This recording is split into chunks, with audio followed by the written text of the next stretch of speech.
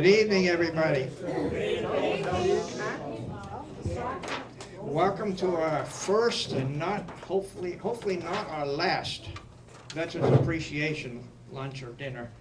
The American Legion here in Groveland has ventured out and tried to do this, and the turnout is fantastic, really, for a first starter. So we want to welcome here, and hopefully the food's going to be great too. I won't talk long so you can get food. My wife will tell you how the food's going to work, but first, would we all stand and let's do a pledge of allegiance and have a blessing.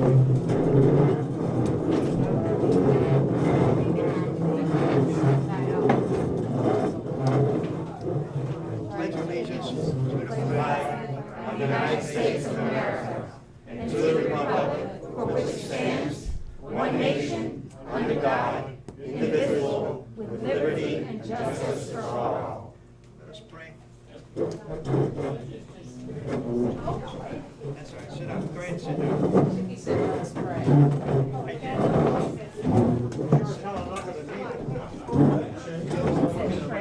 Heavenly Father, we just thank you for the opportunity to get together as a group of veterans and spouses and just help us to enjoy one another's company. Pray that you would bless this food to our bodies, and we also ask you to be with those that are serving now, Lord, for they are putting their lives on the line for us. And we just thank you and praise you in Jesus' name. Amen. Amen. My name is Dave Tuttle. I am the commander of the American Legion, also the chaplain. And I'm not going to belittle it right now, so I'm going to have my wife tell you how the food's working here, because I don't know. Hey! Hello.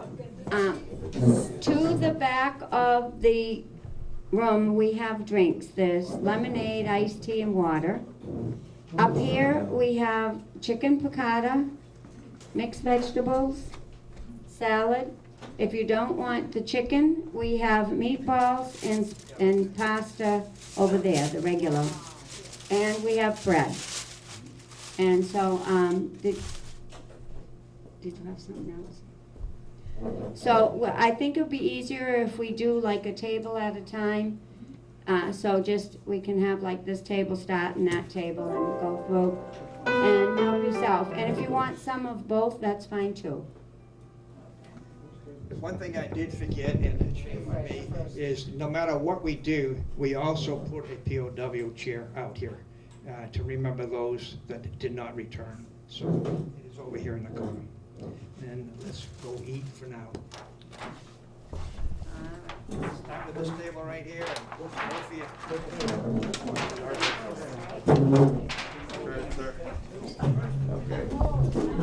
Nicholas Raymond. She is a Gold Star mother. Her son was Sergeant Pierre A. Raymond. He was killed in Iraq in 9/20/2005. Would you stand up, please?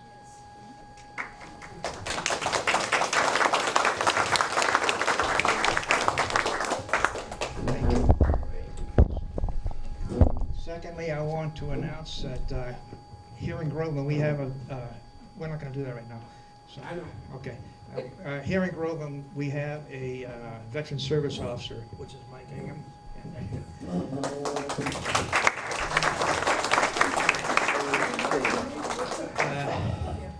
With my tray. I can't. It's unusual for me to run out of words. Sorry about that. But I think we're going to go right on because I don't want to. What's that?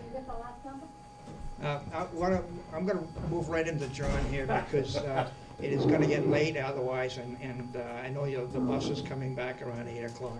So John Katsaris is the man that we are asking to speak, and I'll tell you, I've heard his lecture, I think 3 times already, and he's got quite a message, really,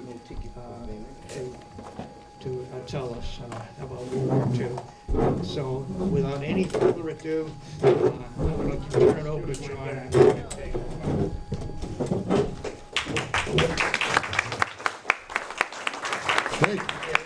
Can everybody hear me?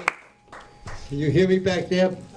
I want Santina to stand up a moment, and let's have a moment of silence for her son. In memory of him, may his memory be eternal.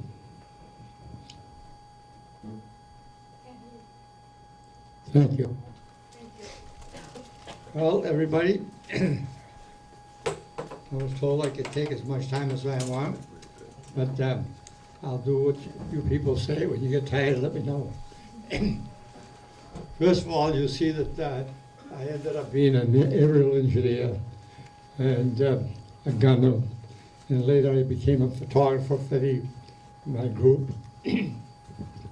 And from that day on, if this works, we'll see. If it doesn't, I'll let you work. You have to have the touch.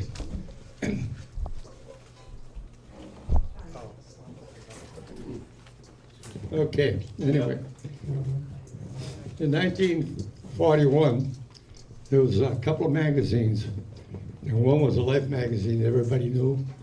I'll talk to you about it after you see a picture of me graduating from Haverhill High School. Next. Good-looking guy. Hey, can you turn that next one? The title, looking at it.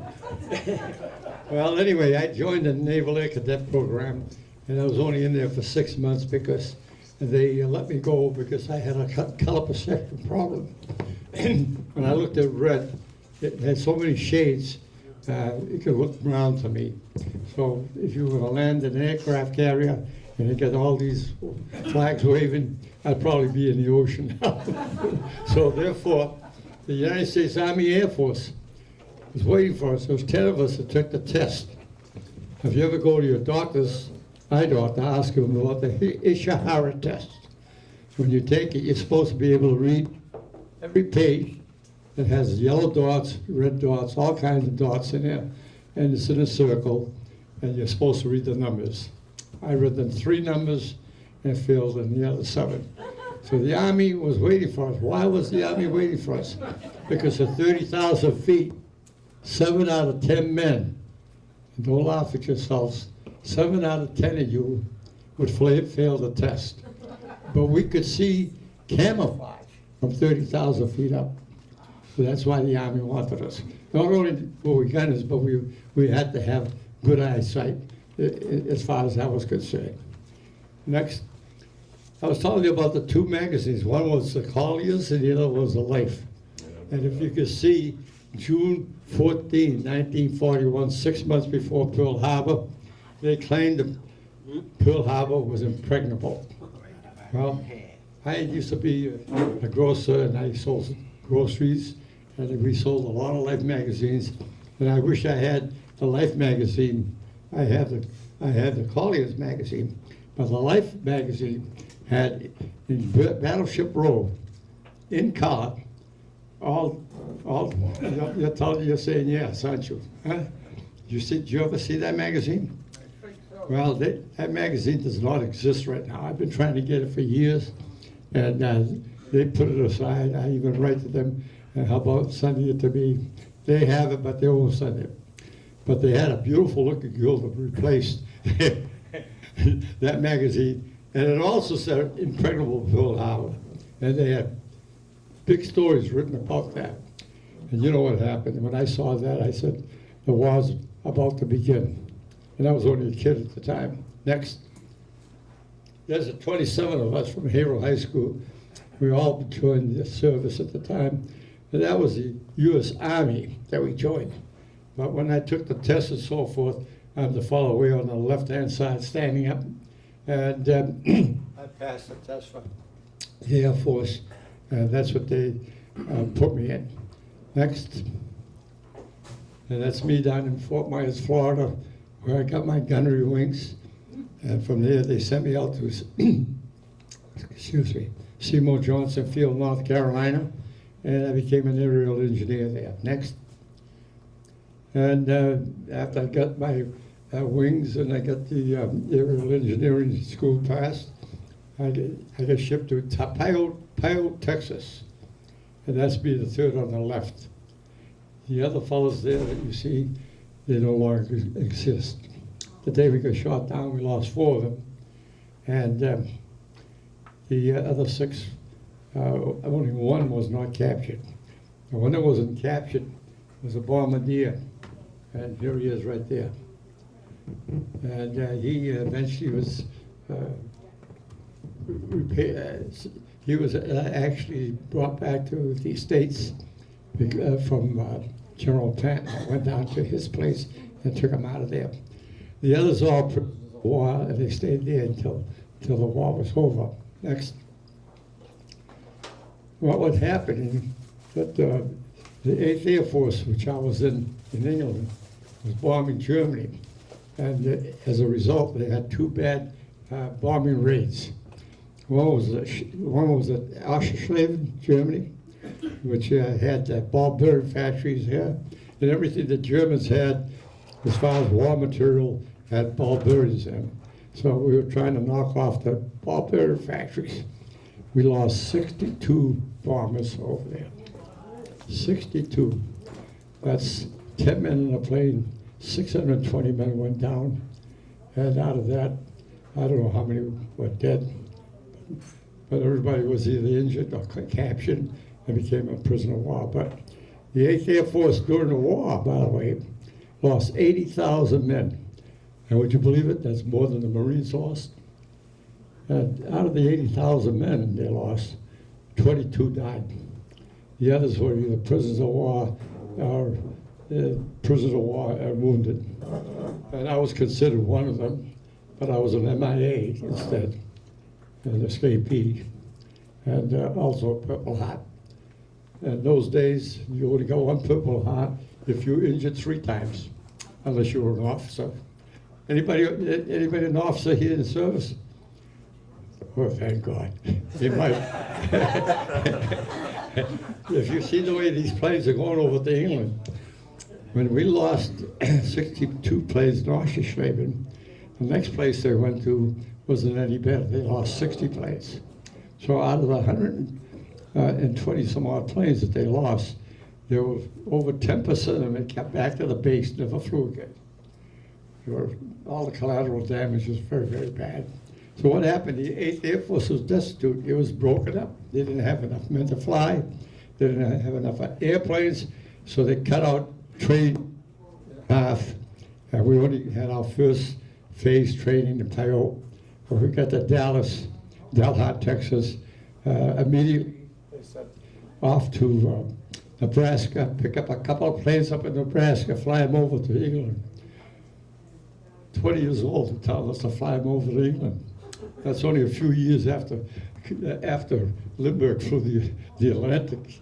Well, they put me on one plane. I was we split our crew and took 2 planes over, and we landed in Detroit. And from Detroit, we were supposed to go to Pascal, Maine. And when we came to New England, I said to the pilot, "Number 2 engine is leaking oil." He said, "Yeah, I noticed it." I said, "Yeah, and the nearest base is in Manchester, New Hampshire, and I think that's where you should land." He said, "Why Manchester?" I said, "Because I live 30 miles away in Haverhill. I want to go see my folks." And he was good enough to land in Manchester, but the commanding officer would not give me permission to go home. So I told him that I'm going to go AWOL. He said, "Go ahead, AWOL, I'll put you in prison when you come back." I said, "Good."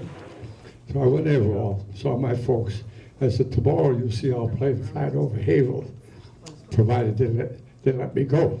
So I come to the air base, Rainier Air Base. I try to get on. They wouldn't let me on. I see my bombardier going to take a shower. So I call him over. "Hey, Ted, they won't let me come on. They won't let me come in." He says, "Wait a minute." He goes back and puts his uniform on. He says, "I order you to let this man go." And all of a sudden, commanding officer came up. He says, "I ought to put you in jail." I said, "That's all right. You take my place, I'll take your place. If you want to go across the ocean, you better learn fast." He wouldn't have lasted 2 minutes. Next. Now, when we get to the air base, We flew into, well, before flying into England, we had to fly into Gander, Newfoundland. And when we get to Gander, Newfoundland, the weather was real bad. And we landed there, and 16 planes were in that night. Now, has anybody heard of Laha? You heard of Tokyo Rose? Yeah. Well, we had Laha. I don't know why many of you people don't know about it, but he was an Englishman, and he was a trader.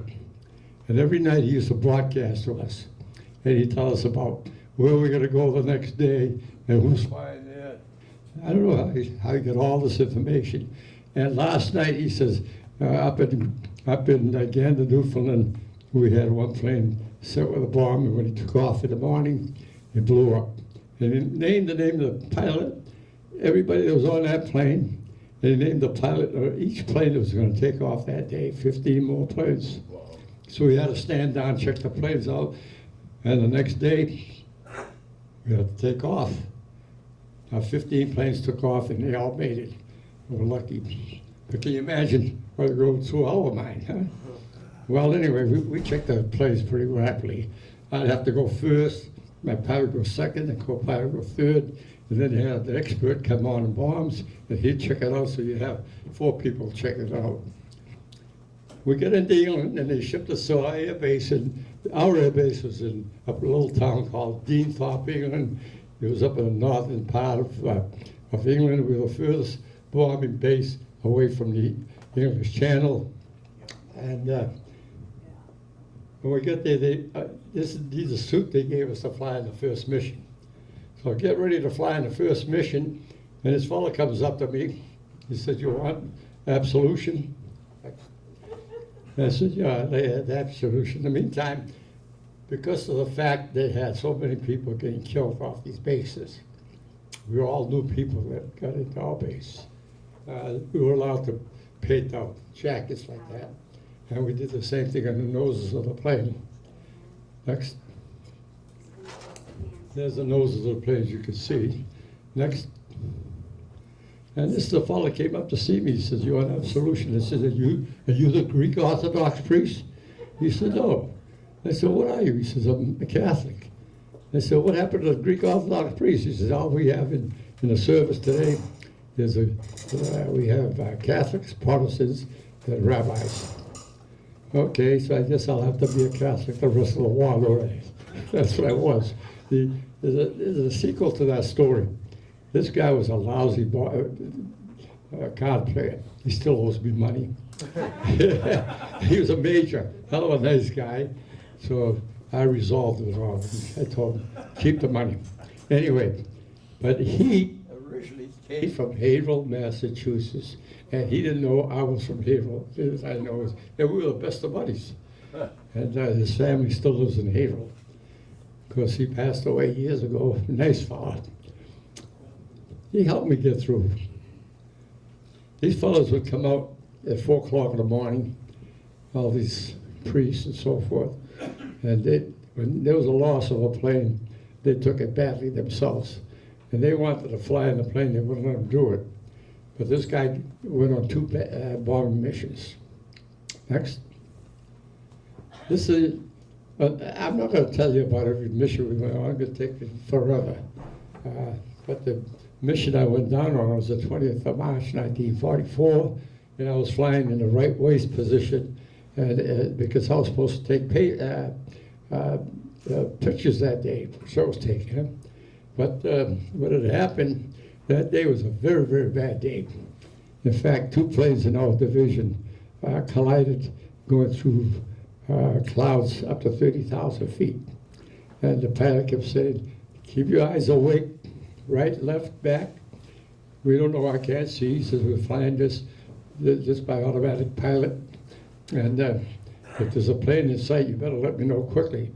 So we made it up to 30,000 feet before the weather cleared up. And we got up there, the sun was shining. And the sun was shining all the way into Germany. But when we had to get down to bombing area, we were supposed to go down to 22,500 feet to bomb. The weather up again. But we had radar bombers that were actually the navigators. They went to radio school, navigation school. They went to radar school, and they could see with that new instrument they had. I never saw it, but they could actually see the target through the clouds. And that's the way we bombed it. But who bombed it? There was only one plane went in there. But whether it was so bad, the formation blew up. When we used to fly so close I could touch the plane's wings next to me. That's how close we were. And that's the reason was that we had 13 guns on a B-17, but they couldn't fire at a plane that all the time. Anybody never could do that. If it was coming in from the right waist position, the only people that could fire away would have been the ball turret operator, the top turret operator, the radio man, and the right waist gunner.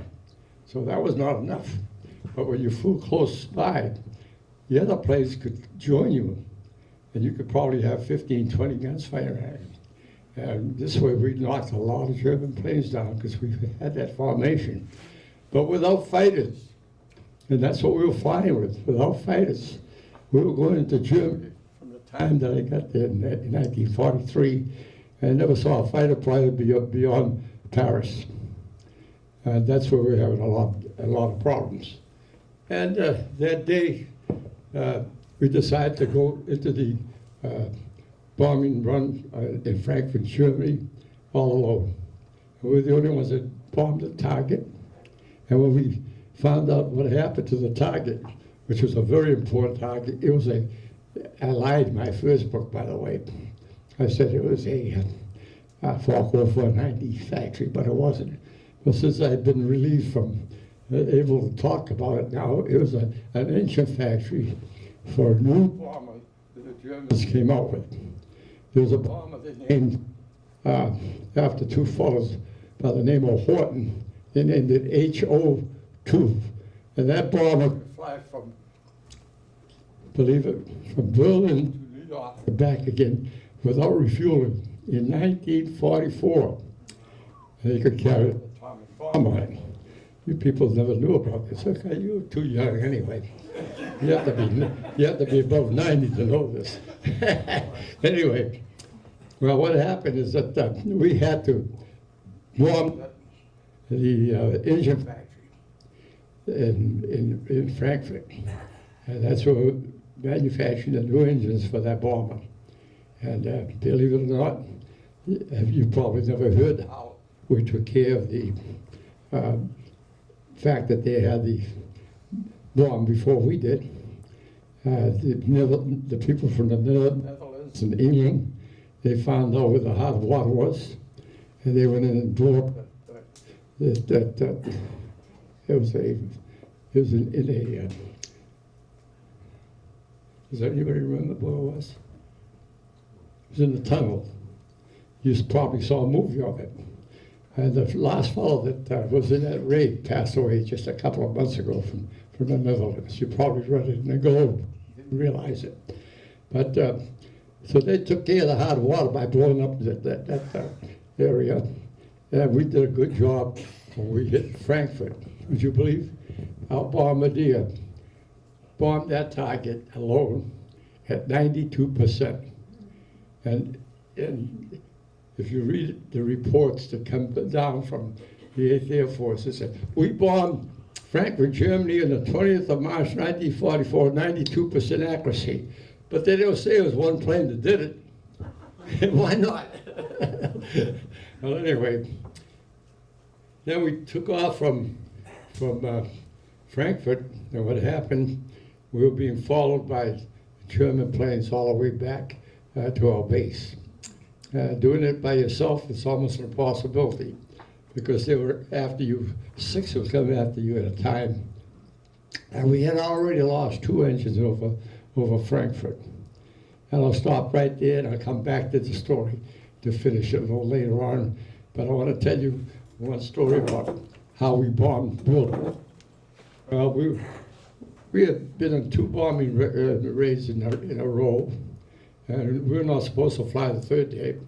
So we went out that night and had a good party, playing chug-a-lug with with beer and so forth. We got back home at about 3 o'clock in the morning, and at 4 o'clock in the morning, they woke me up and they said, John, you're flying as a replacement gunner. I said, you kidding? They said, we flew 2 missions. Yeah, you gotta come in, there's a new crew, you gotta help them out. New crew? I said. Well, anyway, we got at the briefing, and we found out it was gonna be Berlin.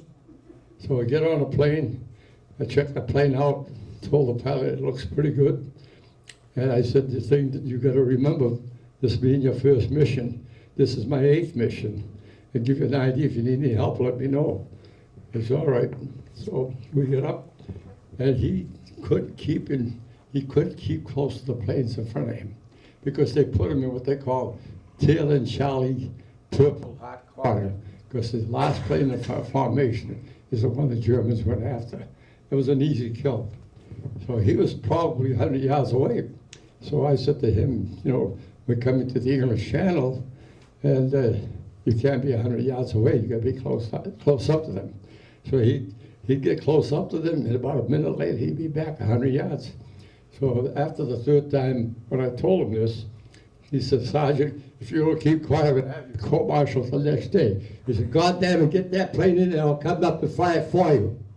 And the minute I finished saying that, the waist part of our gun plane was shot. It looked like a cheesecake when you looked at it. It didn't hit anybody. That's where the radio room was.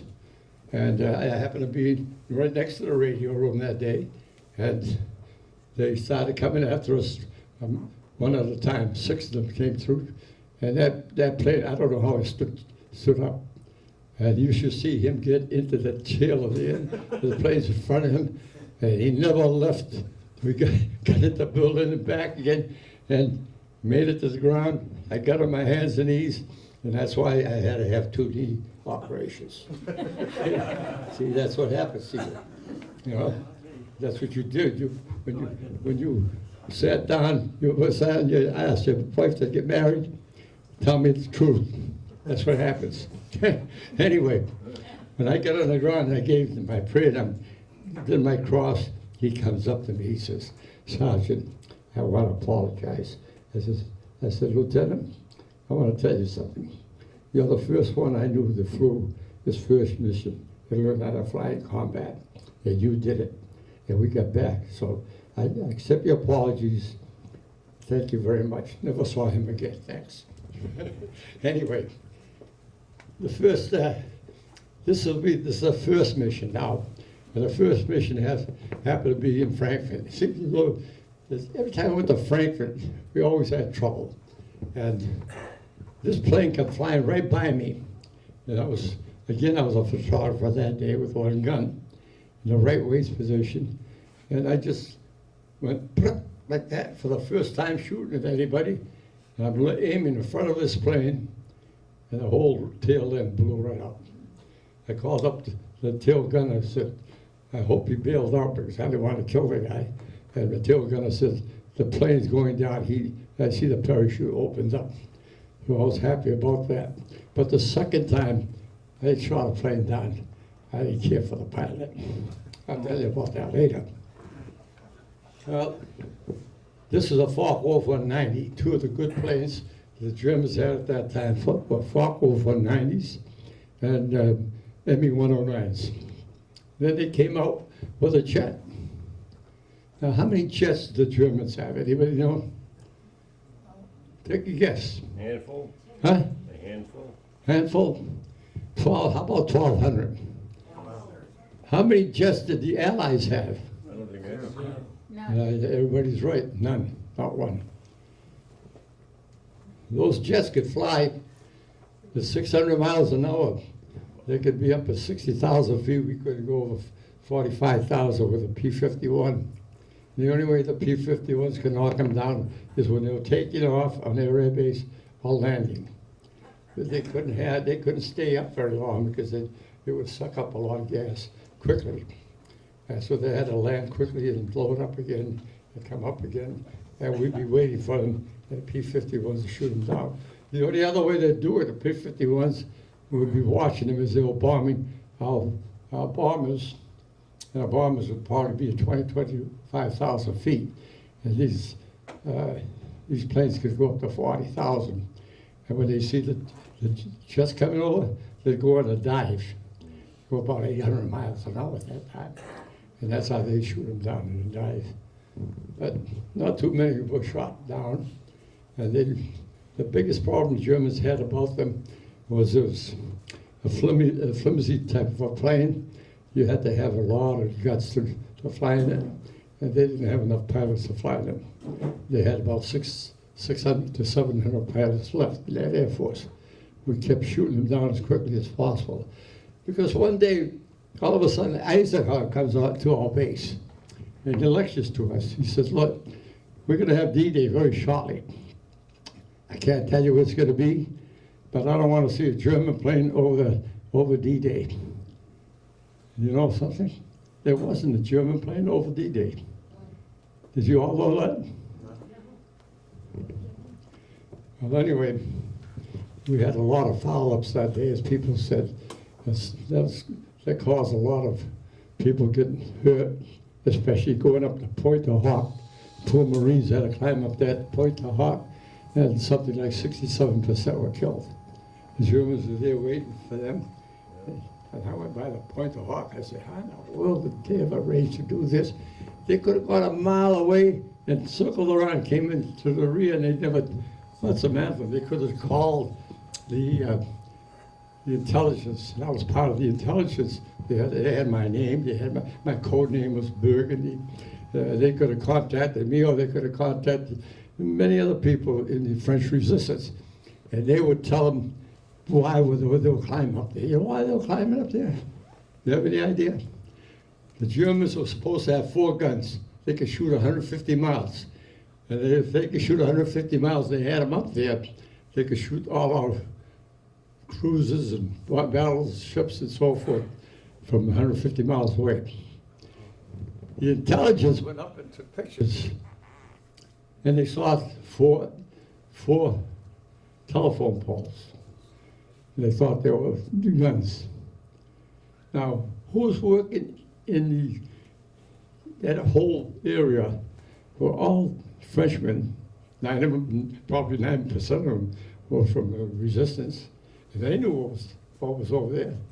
But no, we lost 67% because sometimes our men are too stubborn. They think they know everything. You didn't see the British go in a place like that. The British walked in with bagpipes. Am I right? Who was the one that told me that? Put your hand up. You're the one that told me. There you are. His name was McMillan. Yeah, McMillan? Okay. Tell them what happened to the bagpipes. When they landed on Normandy Beach, he came off the landing craft, and his officer, they were good friends. He says to McMillan, I want you to play the bagpipes. And he went up and down the beach playing the bagpipes, and then they finally advanced. And then when they were taking this bridge about 10 miles away, he's going down the road playing the bagpipes. And afterwards, somebody asked him, I forget who it was, said, how come the Germans never shot you? He said, because they think he thought I was a moron. And He had to be. he lived to be old age, and his bagpipes are in a museum in Normandy. Next. Yep. Okay, the day we got shot down was bad, but we had another mission that was just as bad. And that happened when we were flying into the target. And every 5 minutes or so, we'd ask for oxygen check, because you're flying above oxygen. Now, when does oxygen stop operating for you when you get on a plane? Does anybody know? I told one person here today what it was. Where is she? Come on. I told you the height. What was the height? Oh my gosh, I can't remember. Yeah. Oh, very high. Yeah, what was the height I told you? 135? It was over 10,000 feet. 10,000. You fly over 10,000 feet, there's no oxygen. So we were flying 27,500 feet. And now the plane is getting now shot up pretty badly. We lost four good friends of mine. and one was a ball tour operator who I went back to check. The poor guy died in my hands. The navigator was thrown out of the plane by the bombardier. His parachute never opened up. And I got a famous artist over here by the name of Rod Bruin. Put your hand up, Rod. Comes from Newburyport. And he painted the picture of my plane as how we were getting shot up badly and how the people were bailing out. And I said, you got to put the candles. That was a navigator. His parachute never opened up. And it looks like a candle going down. And it came down from 27,500 feet. The only thing we were trying to figure out is if he was dead before the bombardier threw him out, because he had to put his parachute on him and then open up his parachute. And who knows what happened? Maybe the parachute got stuck on part of the plane, and that's why it didn't open up. We don't know. And the other one was the ball tour operator. What happened to ball tour? It got so bad that the pilot said, the wing is on fire. Everybody bail out of the plane. So we couldn't talk to him and tell him that we had trouble with two men in the back. The left waist gunner was hit in the neck. I put a scarf around him. The radio man and I got hit, but we were able to help these people out. And we put his parachute on. We opened up the door in the back and we threw him out. Yeah, he made it all the way down, and he only lived for 2 days. What happened when, I'm sure what it was, when he was bleeding, we were flying at probably between 60 and 70 below zero. And many times at that altitude, that's what it was. And we had open windows, no windows at all in the back. It was cold as the devil. And the wind's blowing 150 miles an hour, no place to hide. Anyway, what happened is that he, hate to tell you, he must have bled to death going down. Because once you get down, then the 10,000 feet, it started warming up. And we had a scarf on him. I couldn't help him. But when it was in the air, while I was putting the scarf on, the blood froze. It froze within 15 seconds. He was bleeding like the devil, and all of a sudden you see a big glop of blood on his neck. This is what this war is all about. Up there in the air was kill or be killed.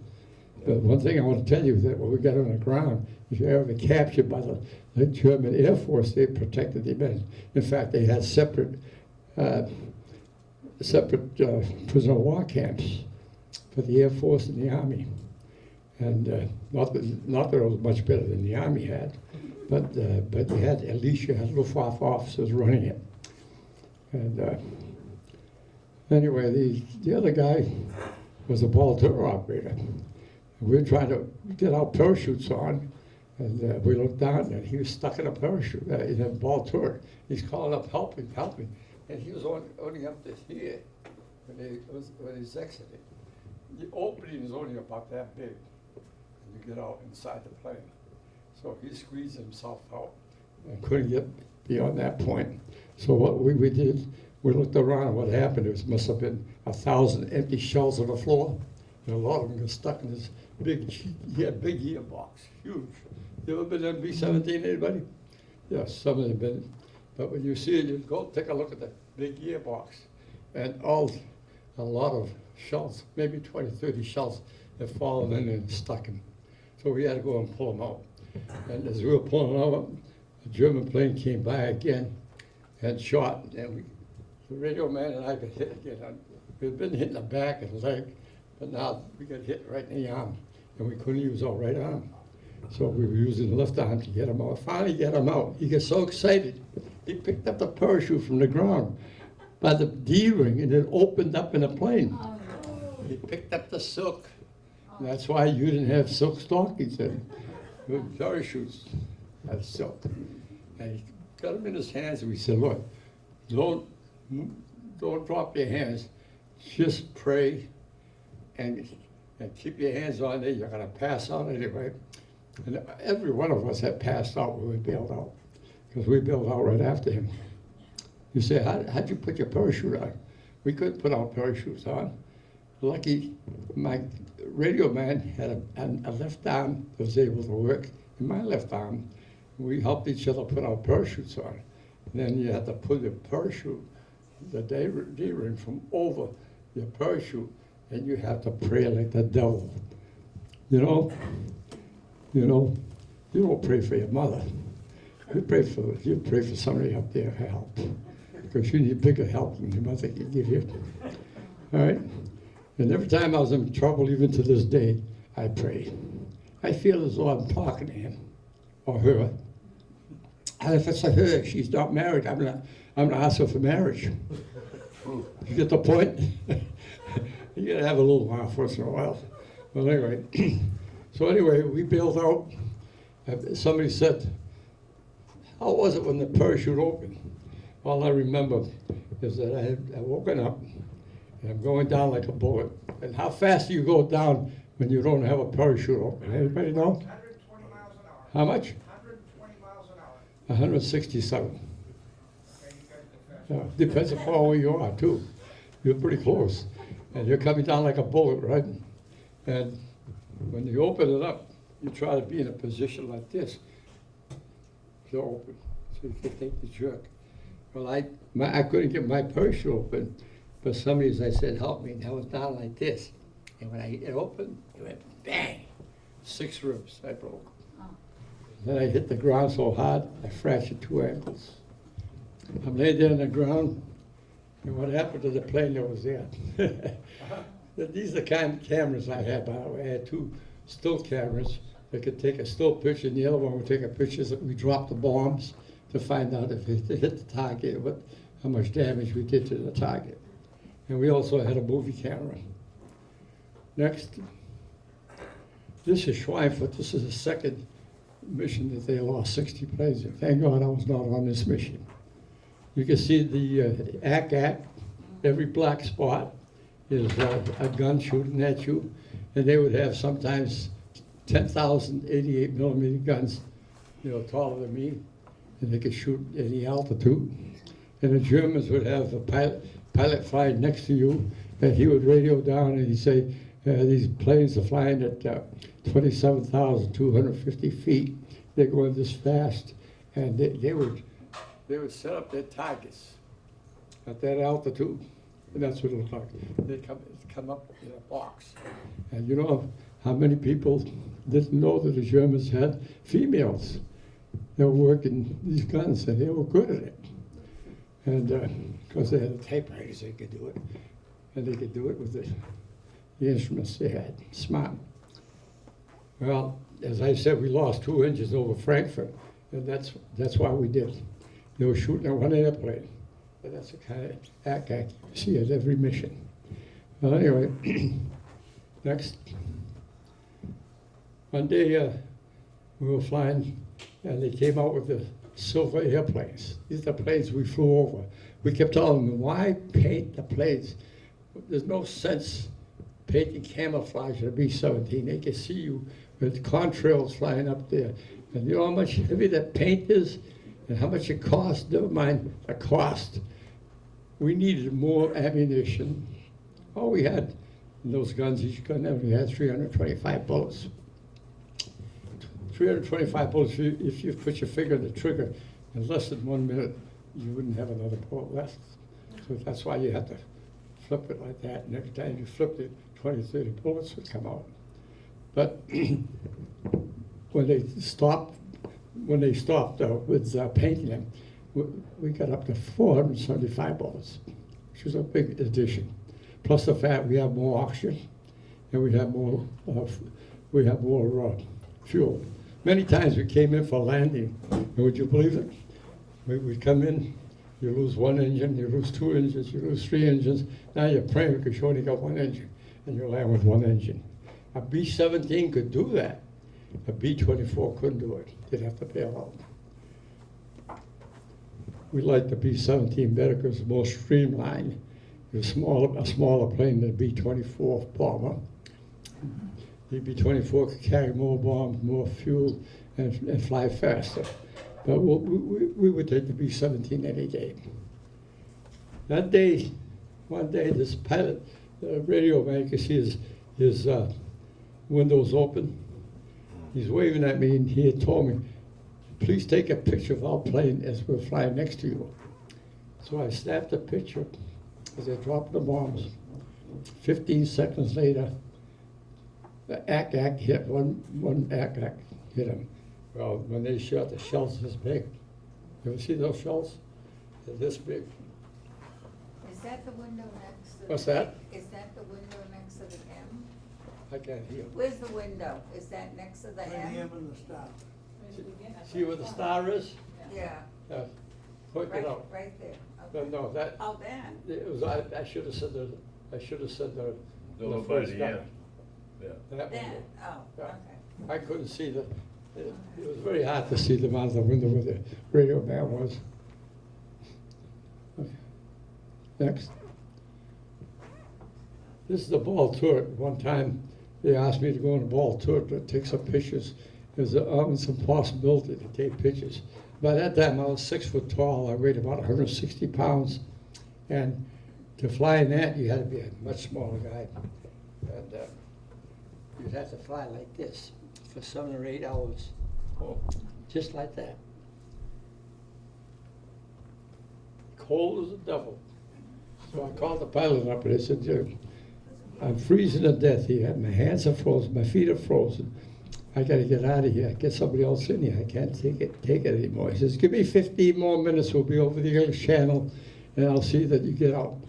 I said, "Well, then call the air base, have the ambulance waiting for me." And they did. Where was I the next day? Show me the next picture. That's the field, that was our hospital. There I am over there, and there's a guy next to me that was on the same mission. We both had frostbite for 2 days. Next. That's a black picture. This is the picture I took over Berlin. And as you can see, the date, it was March 9th, 1944. And that picture that I took shows you the actual bombing as it looked from about 27,000 feet. We hit that target right on our nose, blasted that factory. It was a ball bearing factory, and blasted the devil out of it. We lost 50 planes on that mission, and we had 850 fortresses and liberators up that day. But that was a good result because it wasn't 20 or 22% loss. It was about a 5 to 7% loss, and the officials would say that's acceptable. Acceptable. 7% going down. All those kids getting killed, but that was acceptable. Like hell it was. It wasn't for us. Next. Now I'm going back to the day we got shot down, and we were hoping we could get into France rather than bail out of Germany, because if you bailed out of Germany and you landed up in a farmhouse, a farmer could come out with a pitchfork and pitchfork you to death. Or they'd hang you, and if it was a Luftwaffe officer, he would protect you. But that wasn't often. So we wanted to land, if we were going to bail out, we wanted to land in France. So we barely made it into France, and it was over this farmhouse called a Beau Maison Farm, which means the good farm. And we were lucky to land there because, as you can see, we all landed on a World War I air base, and that was their runway. So we all landed 1, 2, 3, 4, 5, 6, right on that place. We landed, you can see where I landed with 0 is, and a couple of my friends landed about 100 yards away from me. Next. While I was laying on the ground, I couldn't move.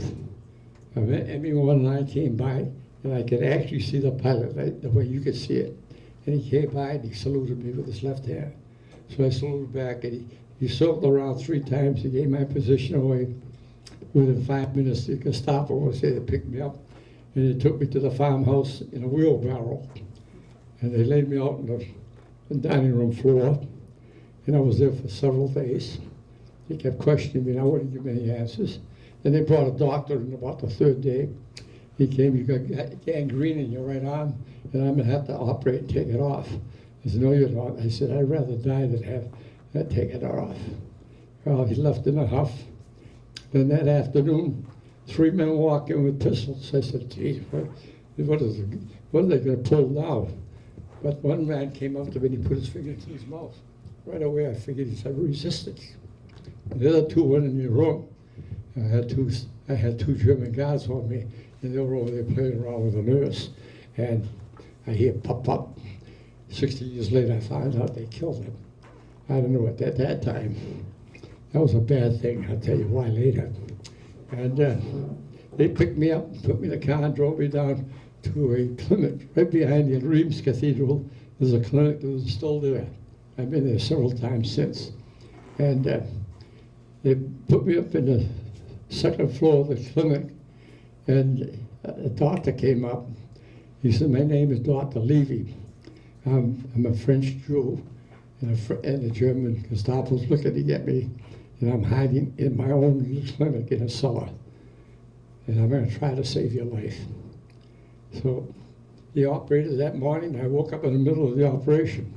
They ran out of ether. That's all they had was ether in those days.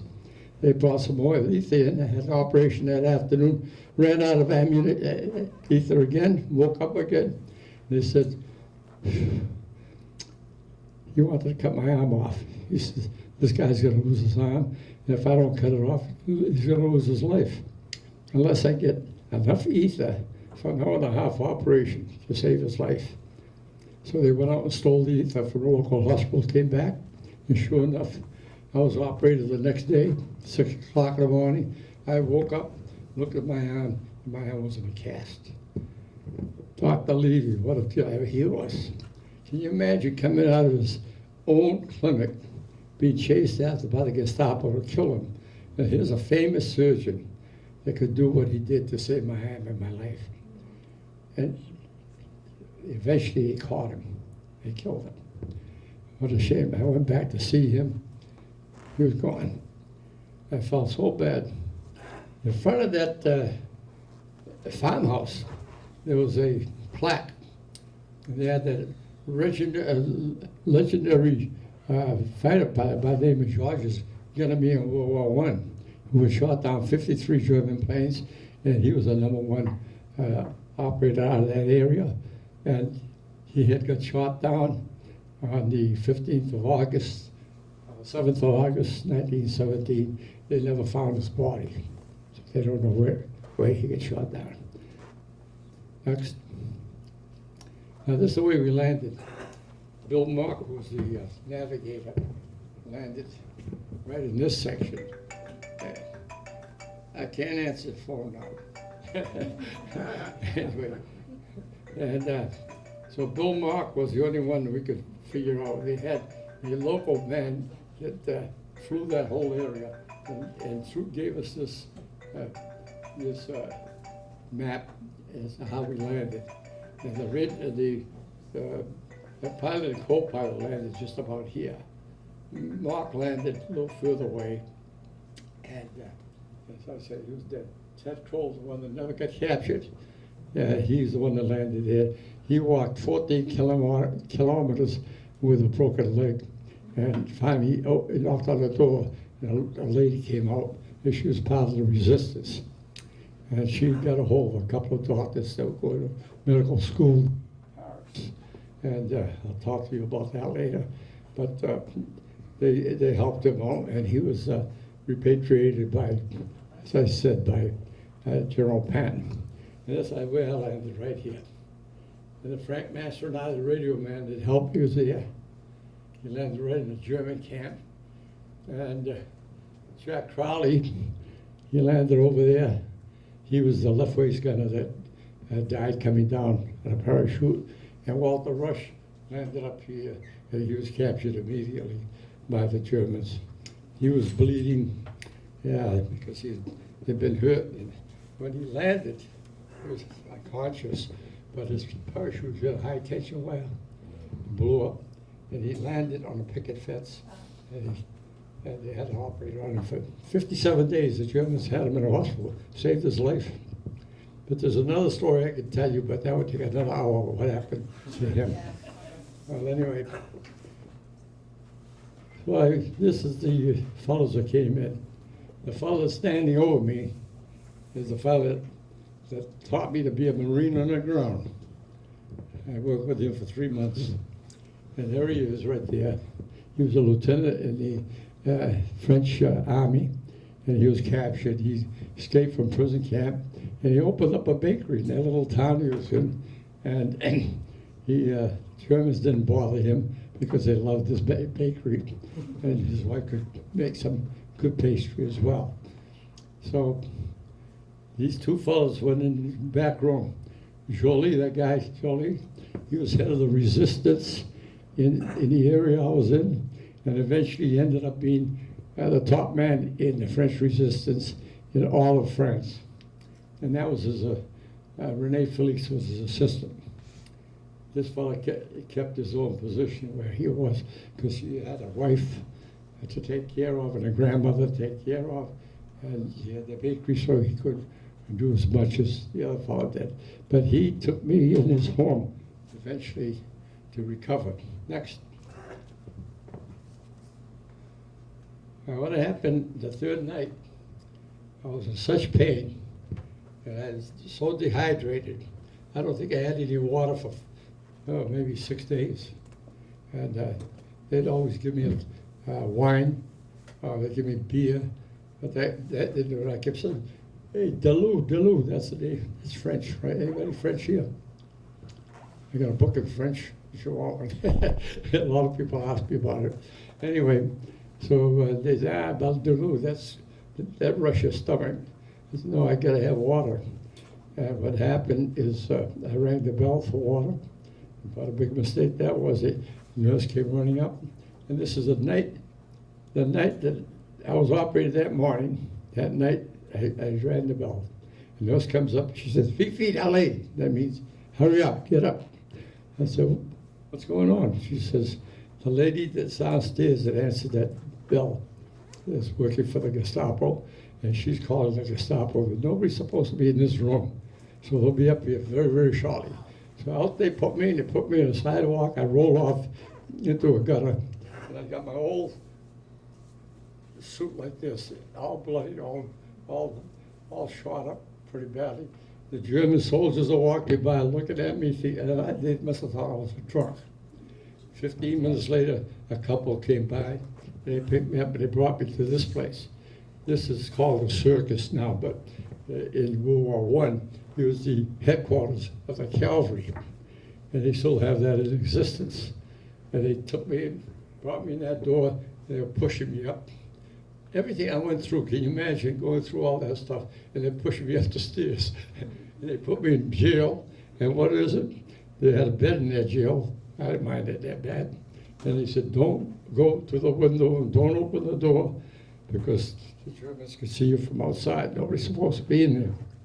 So I was there for a couple of days, and all of a sudden, a fellow dressed up in a cavalry outfit came in. He started giving me a hard time. He wanted to know, give him the correct information of what happened to me. And I wouldn't give him anything because I thought he was part of the German forces. Come to find out, he was with a rogue French resistance group. To make a long story short, they brought in this lady that I got to know. Her name is Madame Ramoget, and she helped me before because she was the only one who could speak English. She taught English at a high school. And she came by, she said, John, I know who you are, but these people don't know who you are, and you got to tell them something that will help you out because they're going to shoot you in the morning. And that's it. They could shoot anybody because they could take a chance, no matter who they were. So I figured I'd better tell them something that everybody would know, and that is if you flew over our air base, the air base looked like a pistol. At the end of the pistol, there were 3 little pawns, and that looked like bullets coming out of that pistol. So what happened is, make a long story short, they checked it out, found out I was right, and before I knew it, I heard a big commotion. And the people, the 3 men that picked me up the first time came in, they had a big argument with that group, and they took me out of there and brought me to Pierre's house. Pierre had that, as I said, he had a chicken coop, had a lot of chicken, a lot of eggs, a lot of butter, and all of a sudden I started putting on weight and getting a lot of strength back. And it was a good way for them to get somebody else to work in the French Resistance, which I did. So I became part of the French Resistance for a few weeks. And the Germans looking all over for me because they had both my dog tags. And they knew that I was the one that was with the French Resistance. But they didn't know at this point that I was also working with the British intelligence. The British intelligence came up to me and they wanted help. So I said, I'll be happy to do whatever you need. So whatever they asked me to do, I did it. So they named me Burgundy after the wine.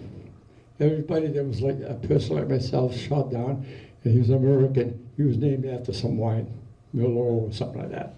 Mine was Burgundy. That's what my book is about, Code Burgundy. I went through France for 3 months under that code name.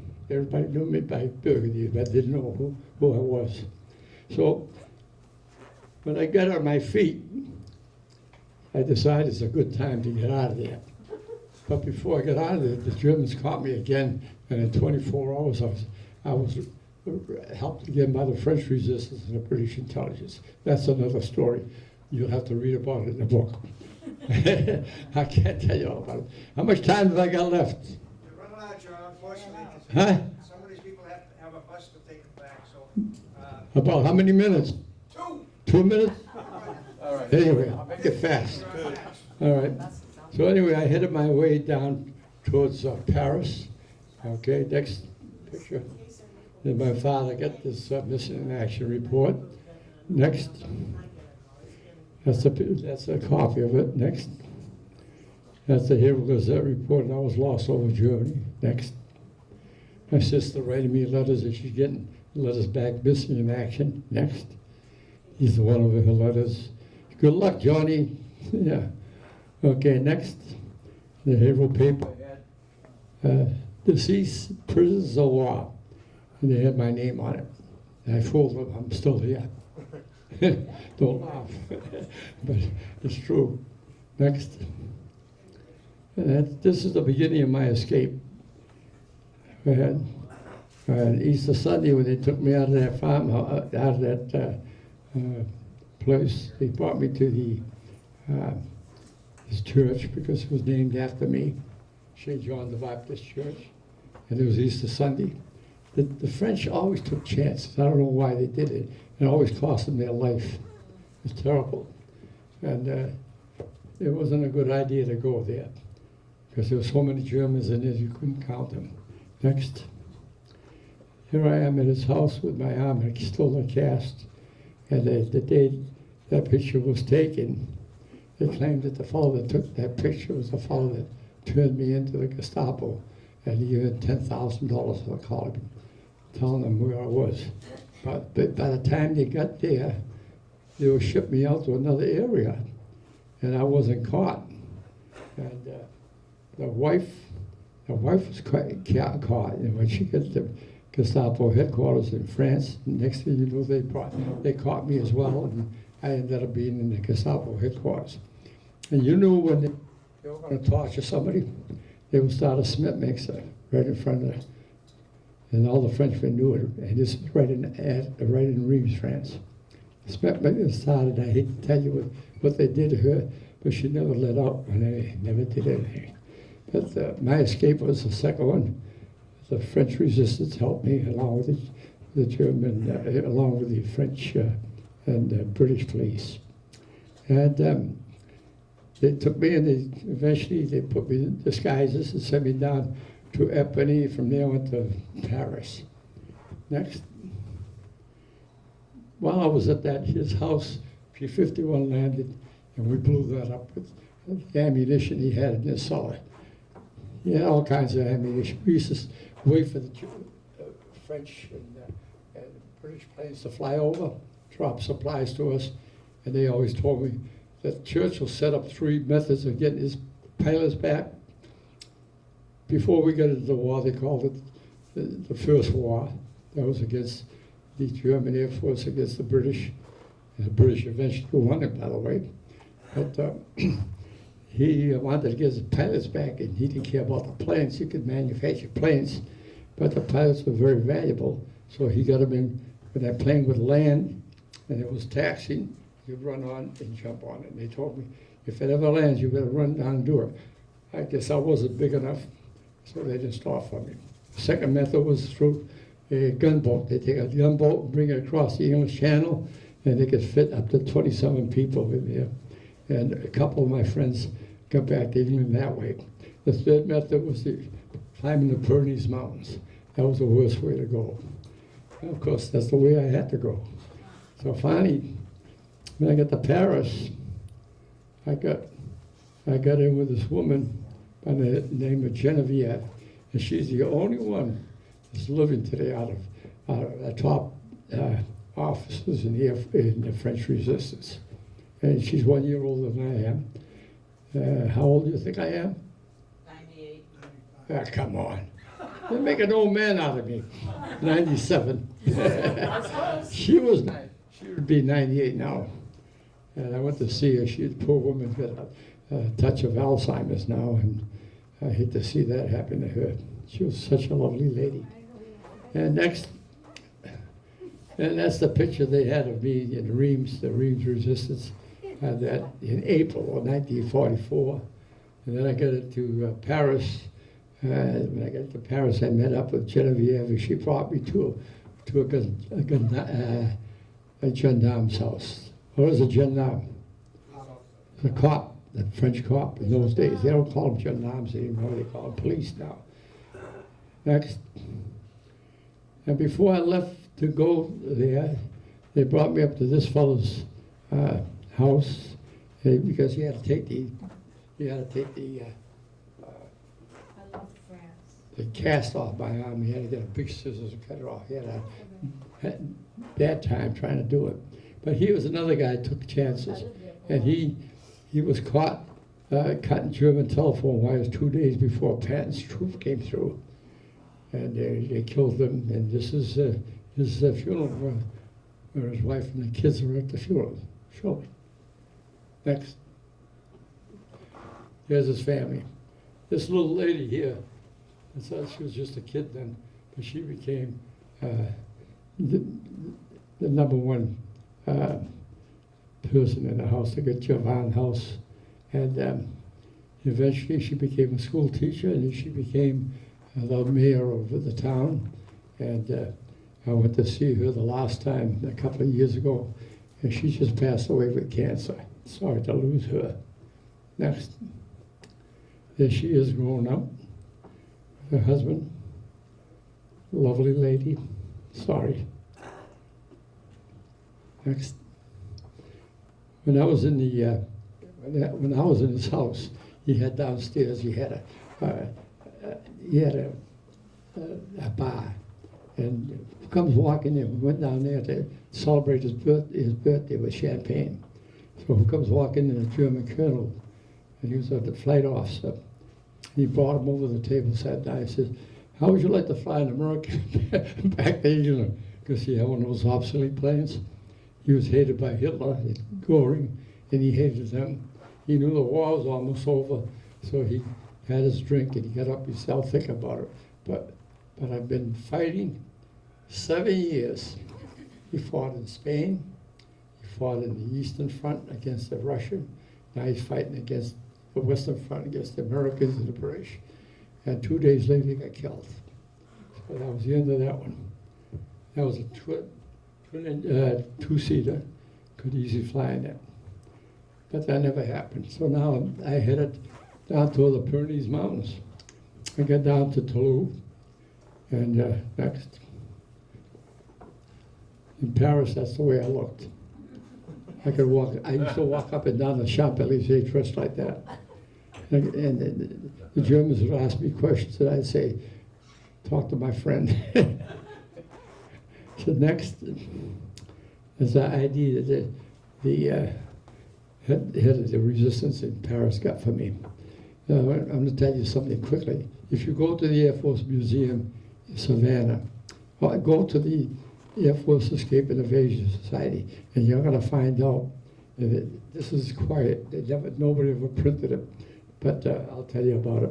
There were 200 Allied airmen in Paris, and I left 2 days before they were captured, and Hill ordered them all shot, and he killed the chief of police, who was very helpful to me. You have to have a lot of luck, you know? That's what I had. I had what? Faith, luck, somebody to help me. You have to have some gut luck. You have to make up your mind, nobody's gonna get you. You can't think a negative thought in your mind. Everything has to be positive, and that's the way to run your life, by the way. And this is the way I went, all the way down to over the Pyrenees Mountains. When we got there, we thought we were going to climb in 1 day. It took us 4 days or 4 nights because they broke the line that we were supposed to go up. We had no food, no water, no climbing clothes, no hat, no gloves. Yeah, it was a tough climb. But I had a lot of help with people. There were 6 Americans were there helping me out. And we ended up in a little country named Andorra, La Villa. It's a country between Spain and France. We didn't know about it at the time, but then we found out about it because they came by from Lerida down here where the yellow begins, and they put us in prison there. And when we got into prison, the doctor said to us, "You're all under 90 pounds, and you reported to me, you're 87. From 160, that's what I went down to. Anyway, we were in there for several days, and the doctor came out again. He said, "Why don't you do what this pilot did?" The American pilot was here 2 days before you got here, and he was allowed to call the German embassy, the British embassy. They came and got him out. So my major turns around and says, "How'd they get him out?" He says, "D-Day." We had no idea D-Day. This was 5 days later. We didn't know about D-Day until we got in prison. That's what we did. We asked the flight commander, we called up, and the British came up and get us out. Brought us down to Madrid, and then we met the American ambassador who just came in, and we had a celebration one night. He cleaned us all up, gave us clothes and what have you, and put us on a train. We get down to Gibraltar, and the British Air Force flew us back to England. So we got back to England now, and I walked into the American headquarters, and they wanted to know who Berg was. So I stood up. I had never told anybody who I was. I never gave them my code name. So they were shocked when they found out about it. So they started questioning me. I said, "Look, don't give me a hard time. Just call up Major Fry. He's the intelligence officer on my base, and I know he knows all about me." So they flew him up there, and he vouched for me. He had to sign a documentation that he knew me. He did that. Then he gave me papers so I could fly back home. That was it. Got a long story. I could go on another half hour. I'll stop at this point, except for one thing. I want to show you something quickly on the just keep going. I want to show them. This is how we flew back to England with a C-47. The trail that we went up, they now call the French Freedom Trail. It was the hardest trail that anybody could climb. They try to do it today, they can't do it. Next. This is a fellow that came up and identified me, Bill Fry, pop, nice guy. There's a signature identifying me. Next. And this is a secrecy document I had to sign, and I couldn't say anything. And I haven't been relieved from that, the secrecy document, so anybody here to arrest me, here I am. But I wrote the book on the basis of what Chuck Yeager told me. And he says, when I wrote my book, the American Freedom Information Act allowed me to do it. You have the right to do it now, so print it. And that's what I've done. And there's all the secrets in it that I want to put in, because I have a 7th edition now, and all the last secrets are in that one. Next. Oh, I wrote that telegram, and I lied again. Jesus, twice I lied. And I said to them, "Dear folks, am safe, answer to APO such and such," and then I said another one, that I'm in good, fine condition. When I got home, 2 days after I got home, those telegrams arrived. Next, the Herald Gazette had me reported safe and internal in a neutral country. And what I did was I got home, I picked up the phone, called my folks, and they said, what neutral country are you in? I said, New York City. I got there before they even knew it. And this and Herald Gazette writing things. I can go through fast. Go ahead. These are reunions when I went back to see the people. These are all the medals that my friend got. He gave them all to me. Next. This is the French resistance giving me their medal. And there's a woman. This is Genevieve I was telling you about. She was a blonde at the time. When I met her at the train station, she was supposed to have a parasol in one hand and a newspaper in the other hand, just like in the movies, you know. So when I got out, all of a sudden I hear, Jean? This is Genevieve, that's her. And I told you I was going to say something about my pilot. Now, my pilot's behind that woman. And that woman's, her name is Bertrand Aver. Bertrand Aver would have been the Queen of France if they had some royalty today. If she's the one that helped save his life. Those are the type of people that helped you. She wouldn't admit that she was the new queen. She would have been. That fellow to the left of her was a Greek student that helped her save his life. And the other two fellows are English people who were shot down. Next. Some reports that I get, the only reports you get that are accurate. All the American reports are not accurate. They have a word for what happens to you, and that's dedaction. You know what dedaction means? Huh? They take things and they just wipe them off, black them out. And there's your wife, Mary. Next. It's the plane we flew in. And here's Hitler's secrets now. Quick. This is a 262 jet fighter they had, 1,200 of them. And when we were in London, the buzz bombs were coming over, and we were watching Spitfires where they would try to go underneath the wing of this unmanned bomb and try to flip him over. They would do that over the English Channel. If they failed to do it over the English Channel, and if they couldn't do it in England, in a farm area, then they would shoot it down, and they'd go right through. Many Spitfire pilots got killed that way. Next. And then he came out with V1 bomb, and here's the HO2 bomb I told you. They could fly from Berlin to New York and back in. 2 men on it, and they could have had an atomic bomb. They had it before us. The Germans had better uniforms, better guns, better ammunition, better everything, better planes, better tanks than we had. How did we win the war? Came that close to losing it. Any questions? I know you have. Yes. Can I feel your purple heart? What? Can I feel your purple heart? What'd she say? Serious. Huh? Can she feel your purple heart? What about it? Can she feel it? Can you feel it? Come on. Come on. Anybody else have a question? You certainly can. Why is it that elderly hate to ask questions? I could go. I'm not elderly and I don't hate to ask I know. questions. No, you're just a kid. Here you go, honey. Thank you so much. You're welcome. I appreciate that. Thank you. Not gonna cost me. Any other questions? Well, if I had a bunch of students, I'd have a lot of them. What were you gonna say? Thank you, everybody. No, you didn't take up too much time. John is a friend of mine, and I really appreciate him coming to talk, and I hope you enjoyed it also.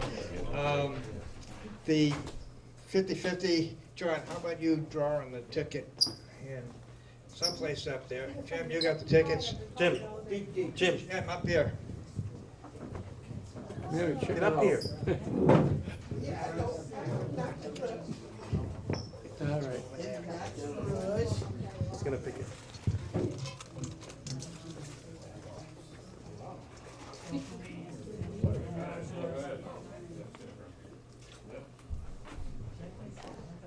today's 50-50 is worth 71 bones, Give him a which number. is $71.